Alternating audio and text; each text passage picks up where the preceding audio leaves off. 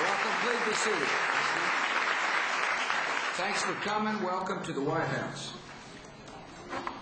So glad you can join us for the 80th celebration of African American History Month. We're here today to mark the achievements of African Americans in our country's history and to honor the contributions so many African Americans are making to our land today. I appreciate the Vice President joining us. I want to thank the Secretary of Health and Human Services, constantly trying to promote himself, Secretary of HUD, Alfonso Jackson, looking sharp today. Keeping good company too, by the way. I want to thank other members of the administration who have joined us. Particularly want to pay my respects to Dr. Dorothy Height, President Emeritus of Congress.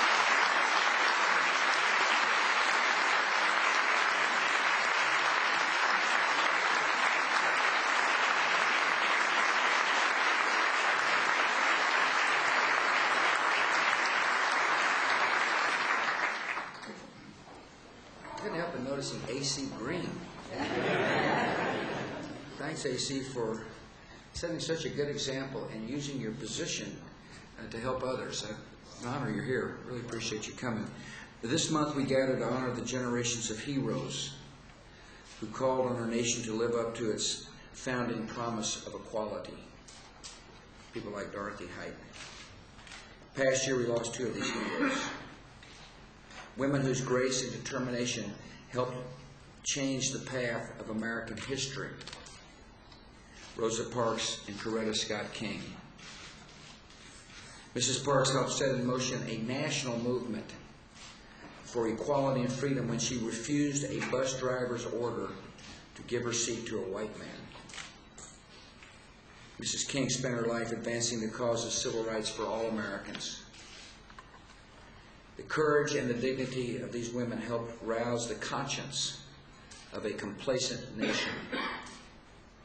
And we will continue to work to make the America that these women fought for uphold the promise to all.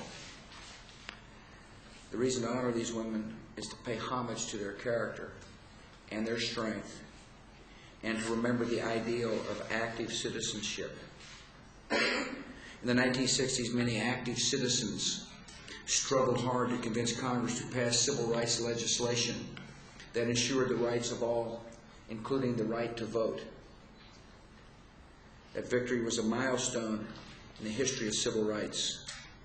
Congress must act to renew the Voting Rights Act of 1965.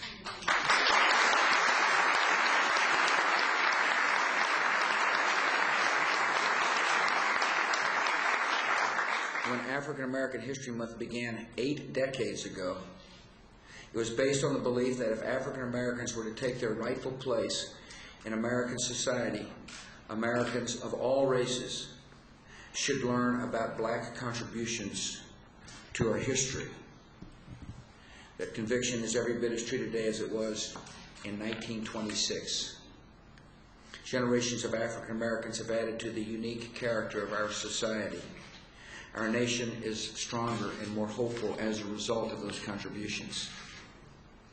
America is a better place because of African American writers like Langston Hughes, Zora Neale Hurston, W.E.B. Du Bois.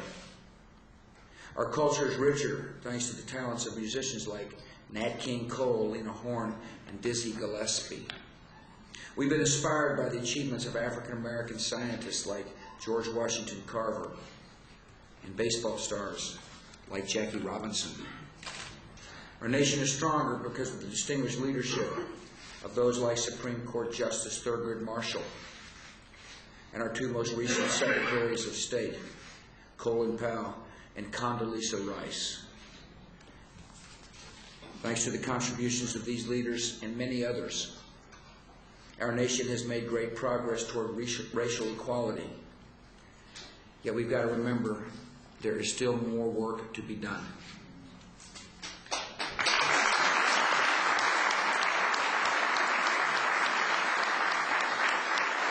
As As we honor the achievements of Black Americans across our land, we will keep striving to build an America where the dignity of every person is respected, where people are judged by the content of their character, and where the hope of the American dream reaches every neighborhood and every citizen.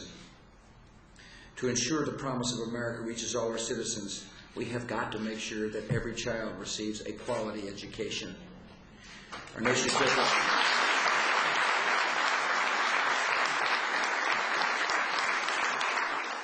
The reason I work so hard for the No Child Left Behind Act is because I believe that every child can learn.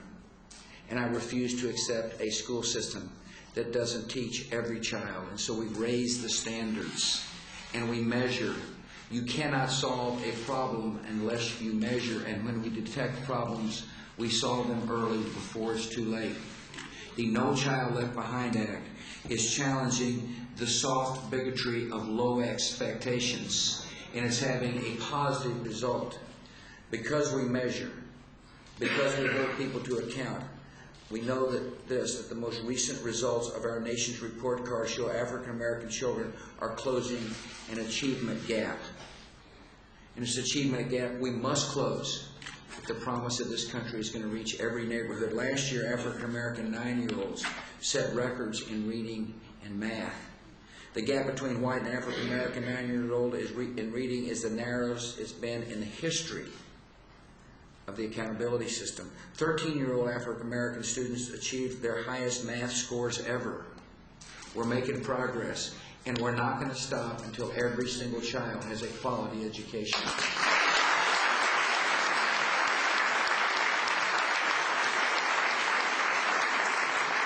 One way to ensure the promise of America reaches all of our citizens is to encourage ownership. We want people owning something. One way to help people realize their dreams is to encourage African Americans to own their own businesses. Last year, the Small Business Administration increased the number of loans to African American businesses by 42%. We're going to continue encouraging entrepreneurship throughout our country. Minority businesses are getting a better chance to compete for federal contracts. More African Americans than ever before own their own businesses. And that's a hopeful statistic and an important signal that the American dream is reaching beyond certain segments of our society. Part of ownership is for people to own their own homes. I love the idea when somebody opens up the door of their house and says, "Welcome to my home. Welcome to my piece of property." In 2002, Alfonso and I set a goal of having 5.5 new minority homeowners by the end of the decade. Since we set that goal, the number of minority homeowners has increased by 2.6 million. We're on track to reach our goal. Minority homeownership in the United States of America is at an all-time high. As we celebrate African American History Month, we remember and thank the many African Americans who are defending our ideals as members of the United States Armed Forces, some of whom are with us here today. These courageous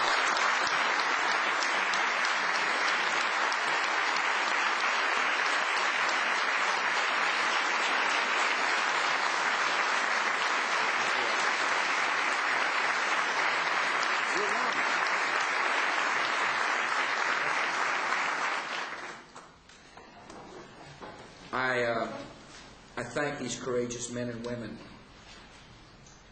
who are risking lives to protect us, to preserve our liberty. By bringing the promise of freedom to millions across the world, they are laying the foundation of peace for generations to come. God bless.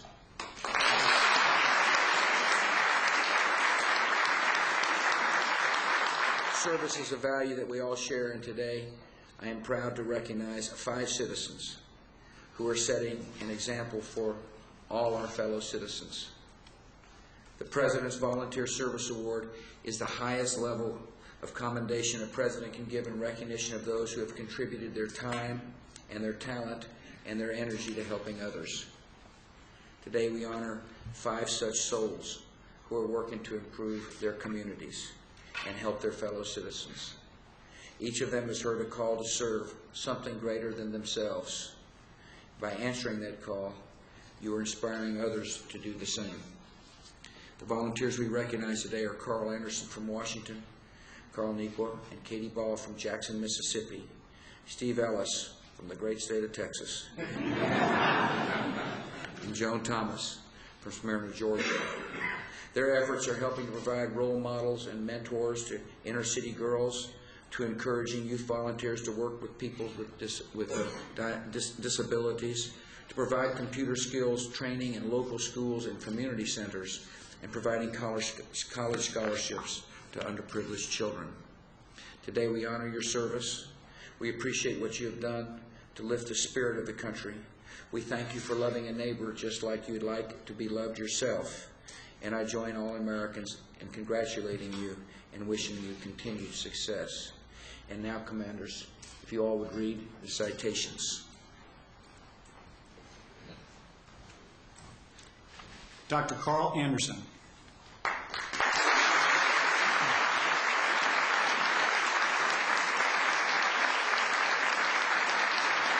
The President's Volunteer Service Award to Dr. Carl Anderson.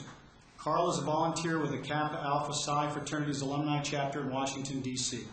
22 years ago, he helped create the Kappa Scholarship Endowment Fund, a scholarship program for deserving seniors attending public high schools in the District of Columbia.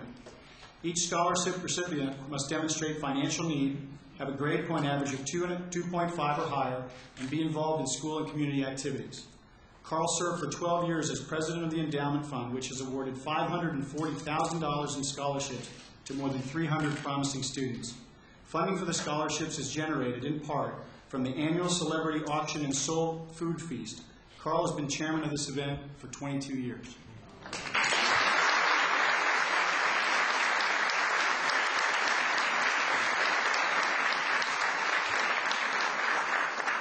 Katie and Carlnequa Ball.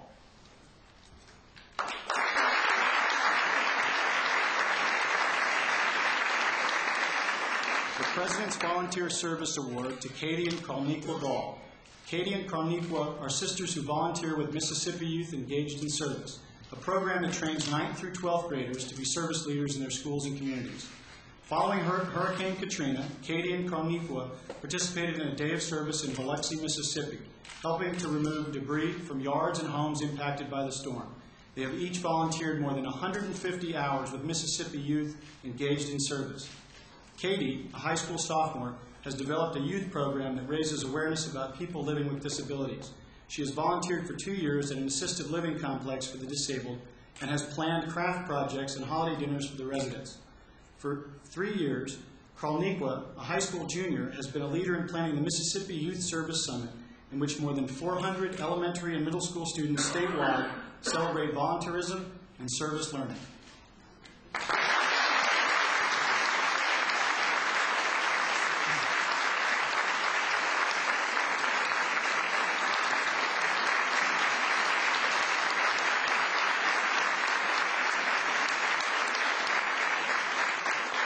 Steve Ellis.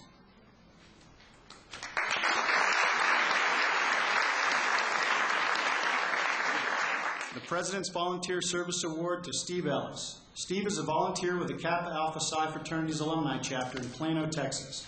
He has volunteered for 7 years with the National Black Family Technology Awareness Program sponsored by IBM. This program provides African American families with access to technology training, promotes the importance of technology education, and encourages students to pursue careers in science and engineering. Steve coordinates the program in 6 schools and community centers in the Dallas-Fort Worth Metroplex area and teaches basic and advanced computer classes to parents and students in elementary, middle, and high schools. Steve has also been a mentor for 4 years at the Boys and Girls Club of Plano.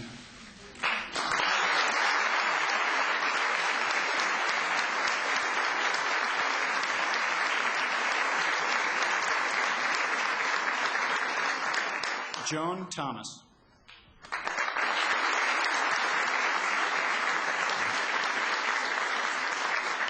President's Volunteer Service Award to Joan Thomas. Joan is a co-founder of Cool Girls Incorporated and has volunteered for 16 years with Cool Sisters, a one-on-one mentoring program with Cool Girls Incorporated in Atlanta, Georgia. In 1989, Joan was matched through this program with Erica, an at-risk 9-year-old. As a mentor, Joan focused on academics, personal accountability, tough love, and friendship. Through the years, Joan has become a friend, supporter, and role model who has challenged Erica to believe in herself and her ability to achieve success in life. In 2002, Erica became the first person in her family to graduate from college.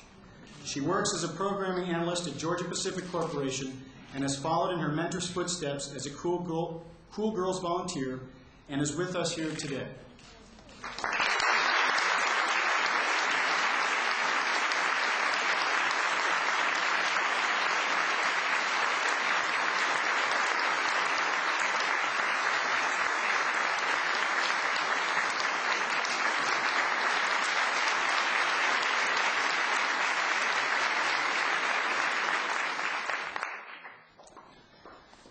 That's it. Thanks for coming. God bless. Appreciate you all.